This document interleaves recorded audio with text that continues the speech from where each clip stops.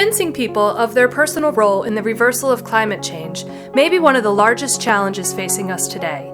As a species, we've lost touch with our environment, and nature is something we often get back to or make an effort to get out and enjoy. In order for real environmental change to take place, people need to reconnect with nature, to define what it means to them and why saving our environment is important. Whether it is land art, which uses the earth as its medium, or sculptural art, which creates an environment, what we think of as environmental art can draw people to nature. Art can reframe nature. For example, the work of Christo and Jean-Claude can take a landscape we have stopped seeing and renew its majesty by incorporating drama. Patrick Doherty's work lures our inner child out to play, building for us a secret, natural hideout which feels like ours alone. Land art and the environments of Patrick Doherty are anthropocentric in that they place a human imprint on a canvas that is already glorious. The work of Doherty, in particular, anthropomorphizes nature, making it a more recognizable, comfortable place to be. At the same time, these works put us in our place. We are only a part of the final work, only a part of the sculpture, only a part of this earth.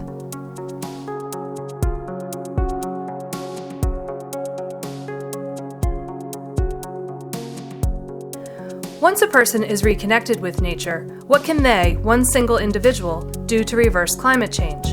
Artists such as Lynn Hull and Natalie Jeremenjenko are finding creative ways to involve others in their work through the merging of science and art. This new movement in environmental art is aptly named ecological art, or eco art. Eco artists engage and energize participants, giving them a role and purpose in conservation and sustainable practices through the creation of art.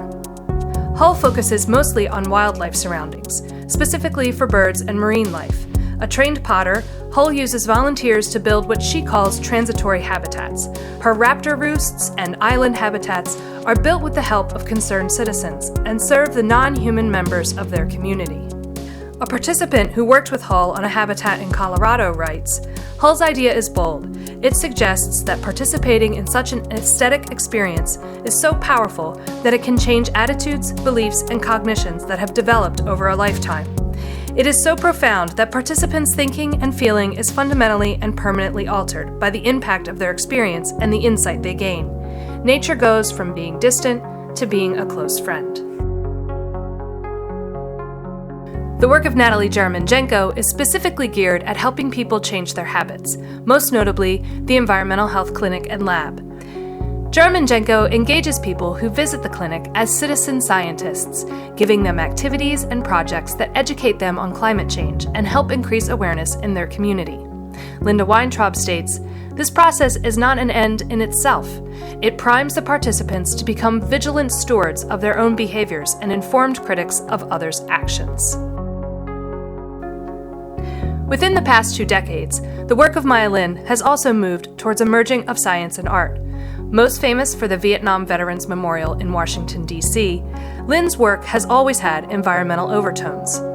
Recent exhibits, such as systematic landscapes and topography, are informed by scientific data, such as works like Waterline, a typographic rendering of a seascape based on research data from the Woods Hole Oceanographic Institute.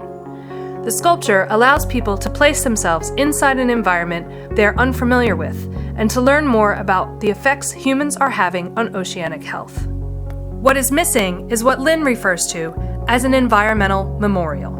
She has said that it is her last memorial, and she will work on it for the rest of her life. The work is a series of videos, interactive sculpture, and a website that gathers and documents the ever-growing database of extinction. We don't have funerals or memorial ceremonials when a species goes extinct. What Lynn does is collects and records these losses.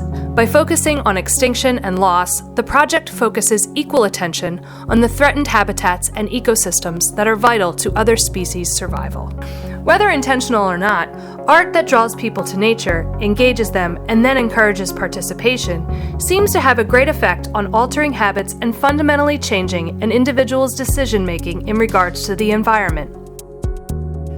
Art is important to the climate change issue Because artists possess astute communication skills that can disseminate existing environmental strategies of reform and preservation.